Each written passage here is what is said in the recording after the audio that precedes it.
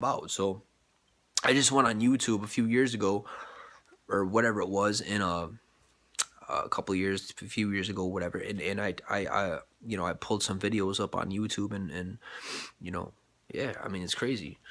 But yeah, I mean she was saying like 7 to 10 days and that's it. So I don't send animals there. Ever since she told me that, and I don't do all that stuff. I mean, I sent my iguana there, but that I mean, my iguana was basically dead anyway. Like, what are you gonna do? I mean, there was I couldn't do anything for him. Nobody was gonna take him. I mean, what other choice did I have? I didn't have a choice. But what are you gonna do? Um, um,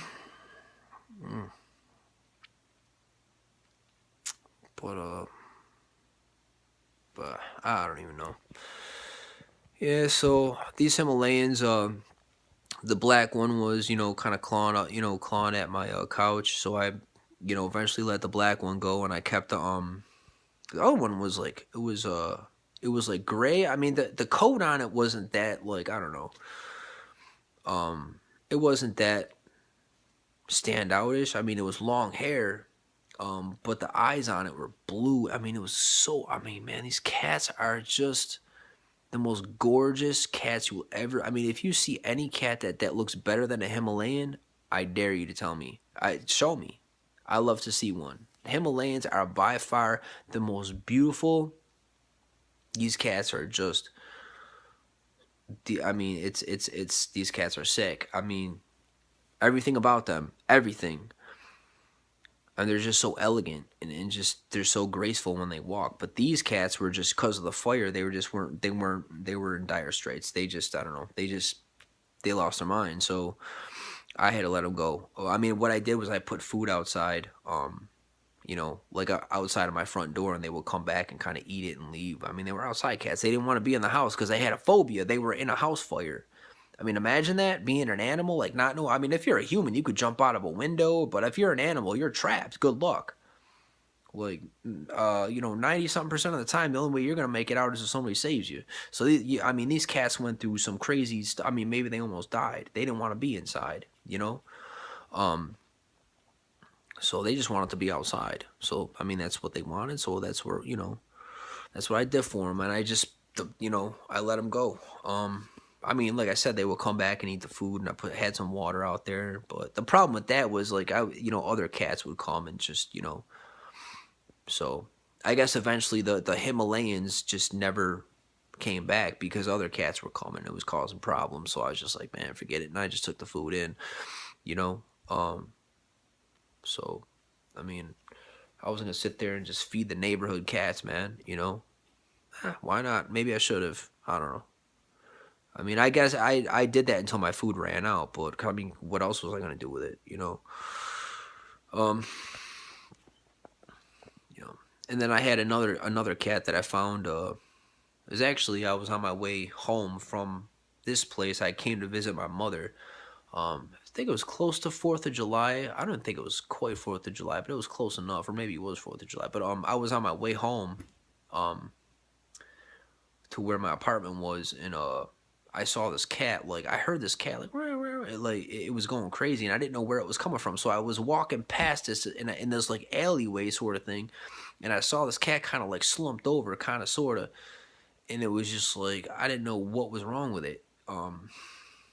So I kind of took it home, um, and just like, this cat had kittens, man. I'm like, whoa, I probably should have known better, right? But I didn't. I mean, I'm not good with this, like, with animals and stuff. I mean, a woman is different. You can 9 times out of 10, she's I mean, actually, some pregnancies don't even really show that much, but I mean, most pregnancies do. But I mean, really, I mean, when I took her home, actually, she was starving.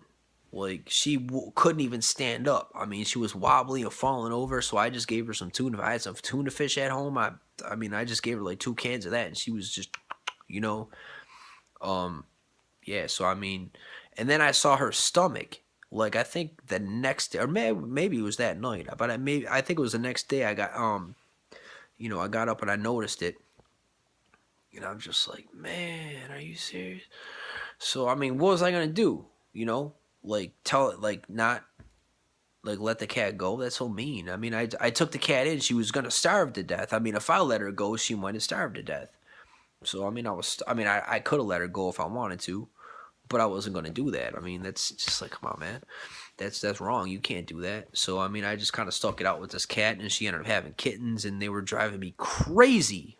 Oh man, she was driving me. These, I mean, once she gave birth to these kittens, you know, I had this little like walk-in closet deal off my kitchen, um where I had like kind of cabinets. It was kind of like a pantry sort of thing, but it was kind of, it was a walk-in pantry. It wasn't like some little small deal. I mean, it wasn't huge, but it was, you know, my apartment was nice. I had two walk-in closets, big walk-in closets, not little walk-in closets. We're talking big walk-in closets. I had one off the living room, and I had one in my bedroom. And I had, like I said, I had that like everything was walk-in. Like you walk all the way in it and down, like, you know, good sized closets. I'm telling you. I mean, really, you could have fit a lot of stuff in there. I mean, really. Um, so it was nice. It was a nice apartment. I mean, I was saying that before. I mean, it was nice, and um, you know, I had it nice. But you know, yeah, whatever. So what was I saying? I keep losing my train of thought here. Um,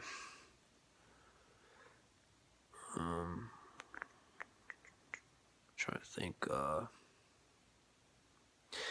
Yeah, I don't know. Well, these cats were just like all night. Like, I think she had like 4 or 5 of them going at a time. One of them died, I think.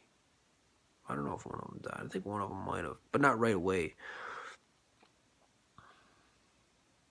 Um, but I mean, they were going crazy for like 2 nights. And then I called my friend. She lived on the west side of Buffalo. She was just my friend. I mean, um, and I was like, hey, I have all these. Like, I found this cat, and then she had kittens, and they're driving me crazy. Can you take them? Or, is there anything you could do? Do you have any formula or anything you could do for me at all? Um, and she's like, oh, I'll just take them for you. I'm like, well, what are you gonna do with them? She's like, I'll take them, I'll nurse them, and when they get bigger, I'll give them away or do something with them.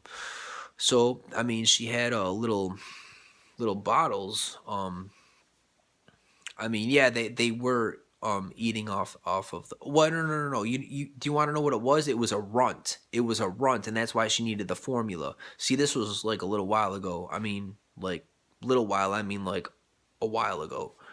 Um, and she had this like little this little jar, but it was like a little. It was weird. I don't even know what it was. It was especially for the cats, or like an animal or something that was real small, and she would like kind of just stick the little nozzle in its mouth and just kind of like, gently feed the cat, because the runt was just like, she kept, or the other cats obviously kind of kept kicking the runt, and the runt was just sitting there. I mean, the runt wasn't eating, so I had called this girl, and you know that's what happened. So, you know no doubt. So that's how it all went down there, and yep, whatever. So she took the cats, and I was very grateful for that. She ended up giving me a dog too. Yeah. Uh, Before that happened, this dog was an awesome dog. It's nothing against the dog. The dog was, man, I'm telling you. I mean, I couldn't keep it though. The dog had fleas. The dog had fleas, and she didn't even tell me. Um, I mean, she did that to me. Really, I brought the dog in my house, and I'm gonna call her up. I'm like, this dog has fleas, and big fleas, and we're not talking about little. I mean, these dog. I mean, I don't even know what it was. I don't know. I don't know what to call them. But these fleas were like, she didn't have fleas, man. She had like something on her. Like, I don't even know what it was, but they were like, like you could like see them. Like fleas, you really have to look for them, and they kind of like jump. These things were jumping, but they weren't fleas. These were like fleas on steroids or something like HGH, man. These were like, Arnold Schwarzenegger, like, dude, like Terminator fleas, man. Like, like these fleas were on something like fierce. I don't know what they were, man, but these were some kind of something. And I called it up and I said, I said, you know, well, I mean, like you gave me this dog, and the dog is, the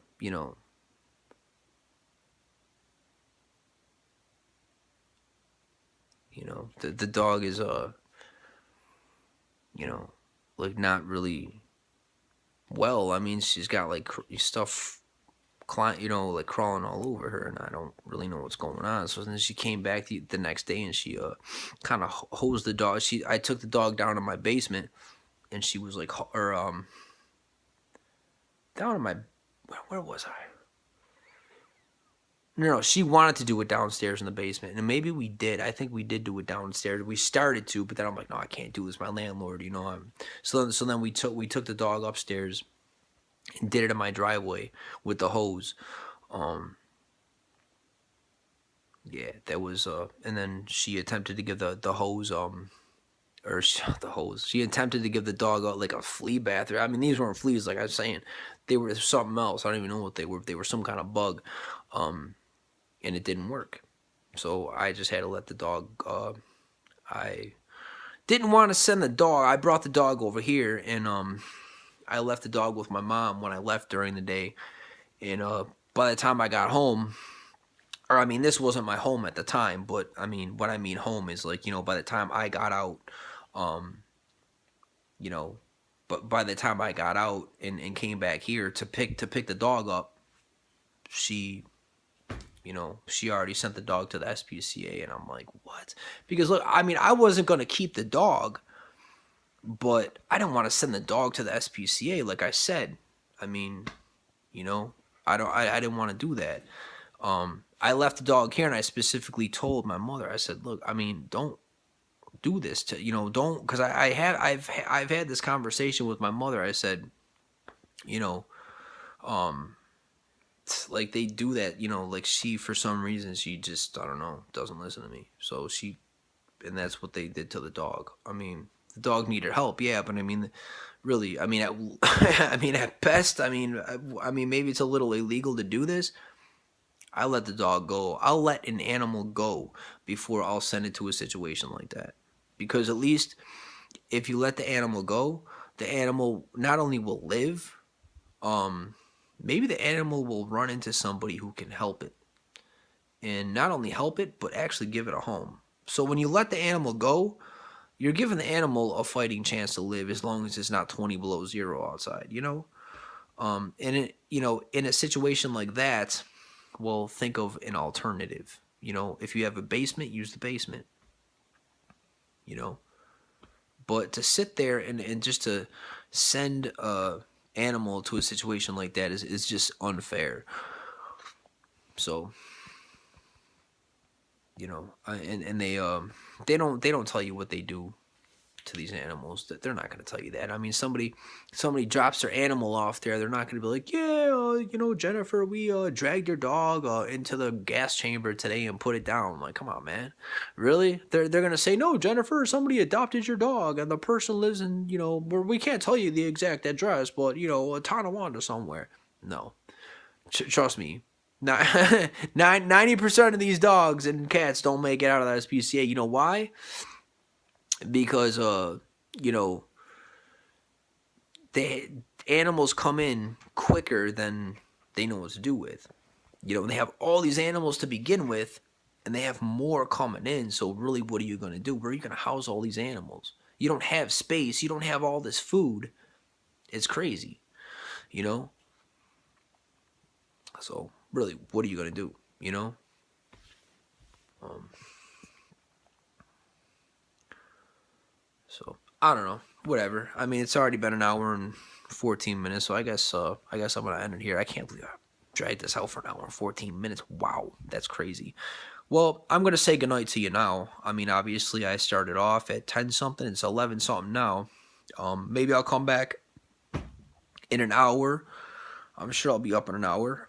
Maybe I'll come back and just literally like I don't know 10, 15 seconds to say goodnight to you. You know. I love you, sweetheart. Mwah. Good night.